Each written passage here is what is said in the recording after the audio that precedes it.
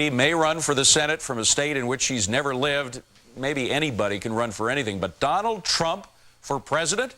Is that carrying things a bit too far? Our next guest doesn't think so. Joining us from Minneapolis, Minnesota, the national co-chair of Trump 2000, a grassroots organization encouraging Trump to run for president, Tim Whitcomb. Excuse me, Tim.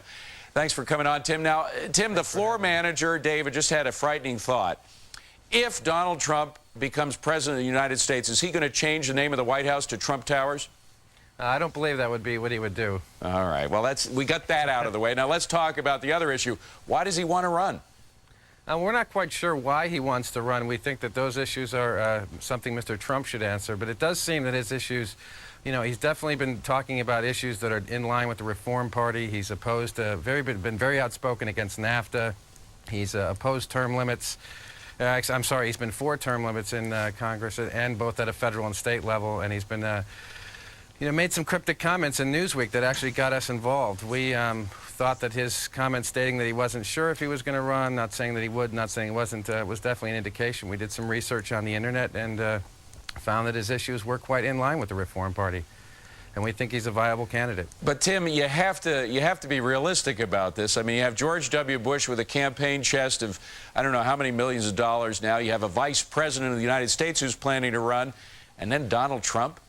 Well, I think that's exactly what, as far as I'm concerned, and the people involved with this movement, is that we're looking exactly for that, a non-politician to seek the office, one that's not bought and paid for. He has no special interests.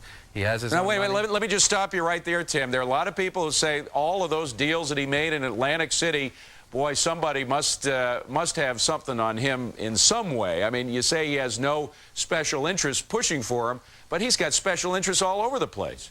Well, I don't know if that's the case. I mean, the New Jersey Gambling Commission is the most regulated, or the gambling industry is the most regulated industry in the nation. And he had to go through quite a bit. I think it was very publicized. Well, I'm not saying he did anything illegal. I'm just saying that the way you operate down there is by making friends and making deals.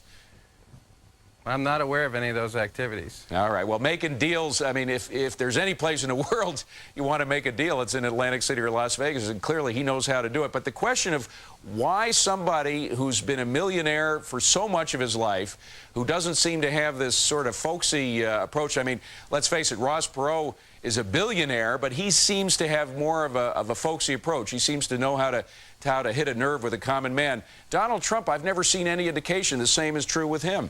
Well, I think he's been, touted in the media as a successful businessman, and that's what was interesting to us. As none of us have had a conversation with him, I think that's difficult to say. I've never met the man personally, so it'd be interesting to see how he does react. This is a very grassroots organization, the Reform Party, that is, we've garnered actually quite a bit of support at the Reform Party National Convention for him. I believe he took second in a straw poll that the Detroit Free Press ran. So there's definitely interest there. His issues are in line with what we're looking for, and we feel he's a viable candidate, not only to gain and secure the 5% that the Reform Party needs to maintain its federal funding, but we think he's a winnable candidate and definitely offers a viable alternative. Well, let me throw another winnable candidate at you. What about Jesse Ventura? I know he's reluctant to run, but maybe if you tried to draft him, you might be able to convince him.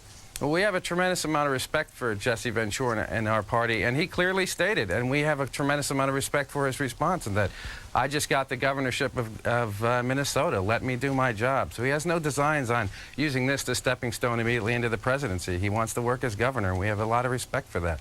And if we had any indication otherwise, we may have pursued that. But it's kind of a strange deal, this Donald Trump thing. You haven't been in touch with him, and yet you're the co-chair of Trump 2000. Right. Don't you think that before you try to get somebody to run for president, you have some inkling as to whether he wants to? Well, that's what we're trying to find out. That was the initiative that my partner Ira Cohen and I discovered.